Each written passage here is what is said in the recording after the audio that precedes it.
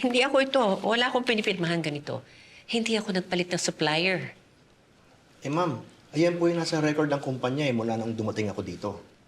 Mula po nung nag-resign yung empleyadong pinalitan ko, ayan na po yun ma'am, wala naman kaming binabago. Hindi. Hindi ko to ginawa. Wala akong ginawang ganito. Wala akong pinirmahan ganyan. Mr. Dindo, okay lang po ba na sa kanilang tayo mag-usap? Pwede po bang iwan niyo muna kami ni Lola? No problem ma'am.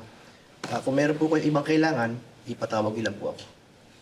Maraming salamat po. Thank you.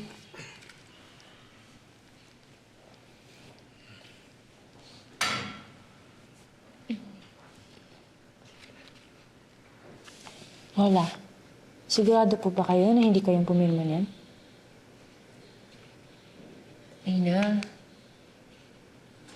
wala akong natatandaan na pinirmahan na ganito. Pero baka naman... The test showed you have moderate dementia due to Alzheimer's disease. Alzheimer's is a neurodegenerative disease. It attacks the brain and it reduces cognitive function. At hindi na to mare-repair. Baka naman ho, Wala. Siguro nga ako ang pumirma nito. Lola, wag muna po nating isipin yan. Malalaman din po natin bakit nangyayari to. Ako na lang po ang gagawa ng paraan para maayos po ito.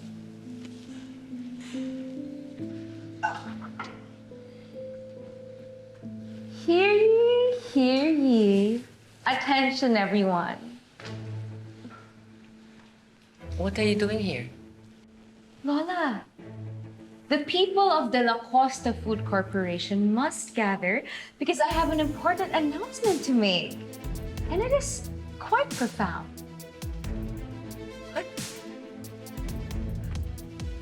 What announcement are you talking about? Dito na po kami niwan magtatrabaho sa company.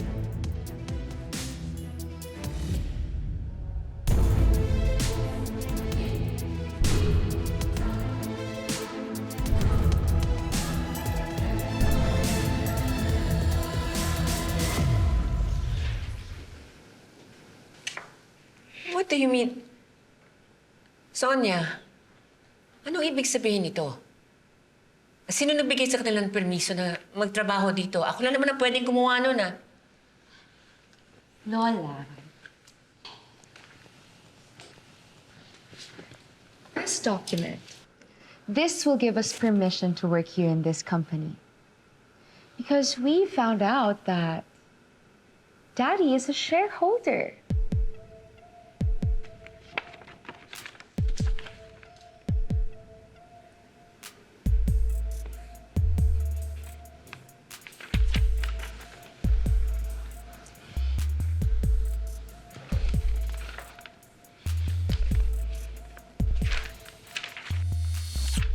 Where did you get this? How did you come up with this?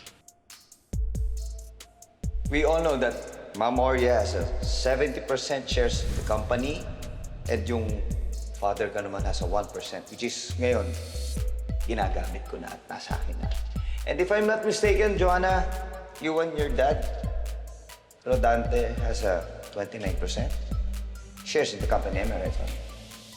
Yes, you're correct, Charlie.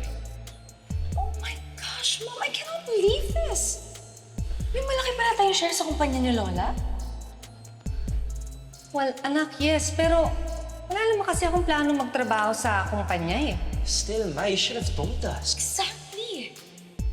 Eh di sana hindi na kami nagpakahirap na malimos ng shares kay Lola. Ang dami naman pala tayong pera, Mommy. Well, will you guys let me explain first? Well, wala naman kasi akong alam sa kumpanya. Ang plano ko talaga, ibenta ang shares nung namatay si Rodante. Pero pinigilan ako ng lola niyo. So we agreed na siya na lang mag-handle ng lahat ng shares ng daddy nyo. And total, siya naman din nagsutustos ng mga pangangailangan natin. At sa kanya tayo dumedepende. But along the way, nagkaroon kayo ng hindi pagkakaunawaan. Kaya ayaw niya na kayong pamanahan. At nawala na rin sa usapan ang shares ni Rodante. That's why yan ang magiging huli nating alas.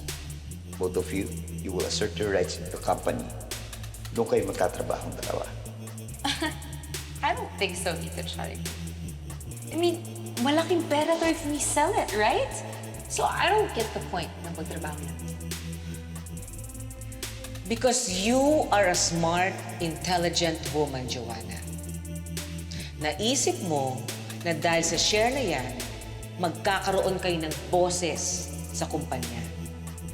Magiging madali ang pagpapatalsik nyo kay Ina at makukuha nyo ang mas malaking share na pagmamay-ari ni Madam Aurea.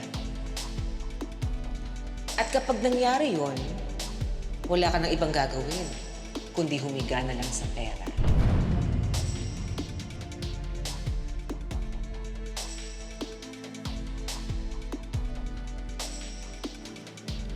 We hired a lawyer to help us out.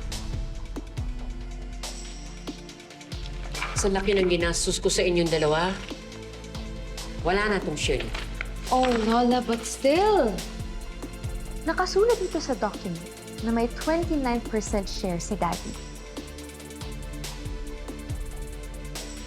Walang labis, walang kulang.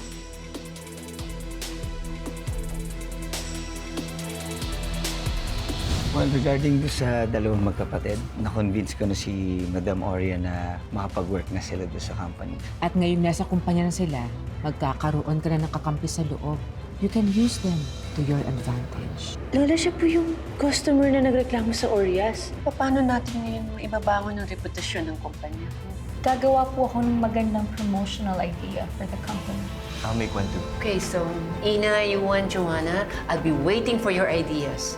At kung alin yung pinakamaganda, yun ang gagamitin natin para sa kumpanya. But there's one thing that I can assure you. I will stop at nothing hanggat hindi pa kita napapatalsik sa kumpanya na